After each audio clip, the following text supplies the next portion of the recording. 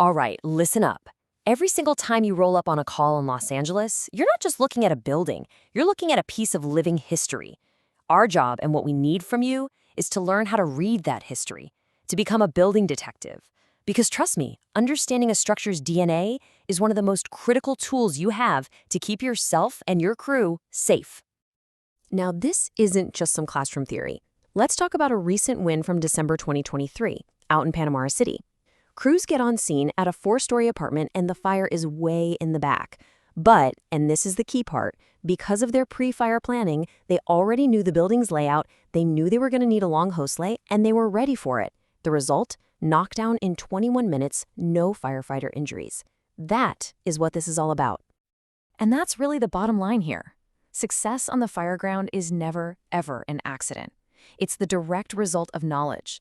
It comes from understanding that building's story before you even step off the rig. It's a life-saving skill, and it's what separates a close call from a tragedy.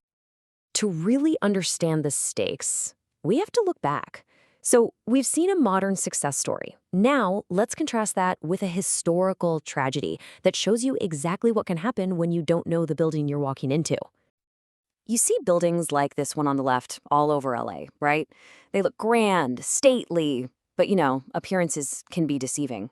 These older buildings can hide some absolutely catastrophic dangers. On the right, that's the story of the Ponet Square Hotel. A fire there in 1970 proved just how deadly those hidden dangers could be. And here's the truly tragic part. This warning, this wasn't from a week before the fire, or even a year before. This was published in 1945, a full 25 years before 19 people died in that building. The danger wasn't a secret. It was a well-documented fact just waiting to happen. So what made it such a death trap? Let's break it down. You had open stairways, which are basically perfect chimneys for smoke and fire, letting it just race from floor to floor. The interior walls were wood stud with plaster on wood lathe. That construction creates countless hidden voids for fire to travel completely unseen. And to top it off, vertical vents that connected multiple floors, essentially creating superhighways for fire spread. The place was literally a blueprint for disaster. The hard truth about our job is that our most important fire safety laws are often written in the aftermath of tragedy. The Ponet Square fire was one of those moments. But another fire, about a decade later, would lead to one of the most significant ordinances affecting the buildings you walk into today. 25. That's the number of people who died in the Dorothy May Apartments fire on September 4, 1982.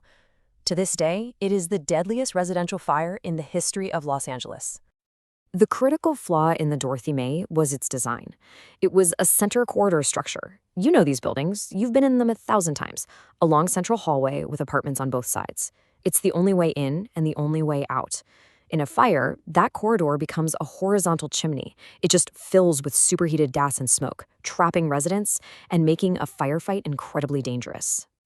And this right here, this is where it all connects back to you, today.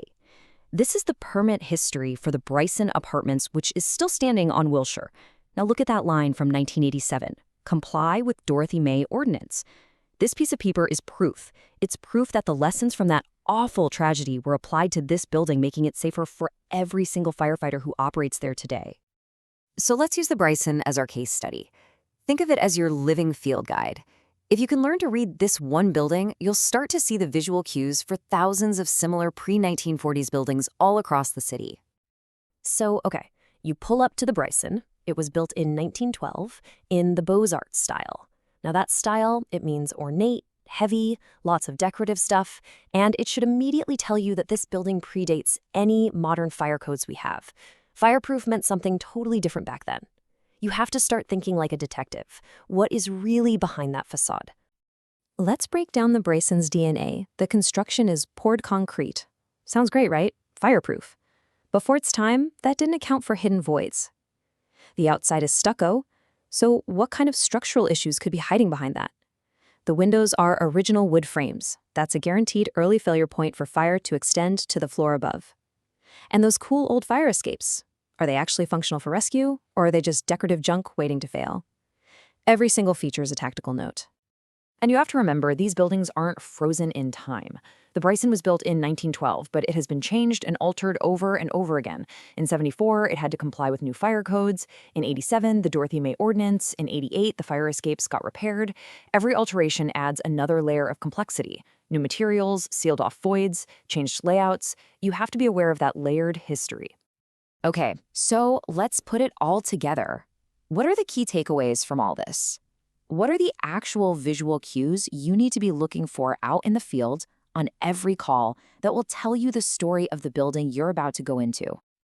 Here it is. This is your tactical checklist. The second you get on scene, look for U or H-shaped floor plans like the Bryson, which create those light wells and complex layouts. Can you spot a central corridor from the outside? Are there prominent fire escapes? Does the architecture just scream pre-1940s? And keep an eye out for signs of retrofits. Newer doors, enclosed porches. These are all red flags that point to the specific hazards of older construction. Every single building in this city has a story. How it was built, how it's lived, and, yeah, how it will burn. The question is, when you step off that engine on your next call, are you going to be able to read it?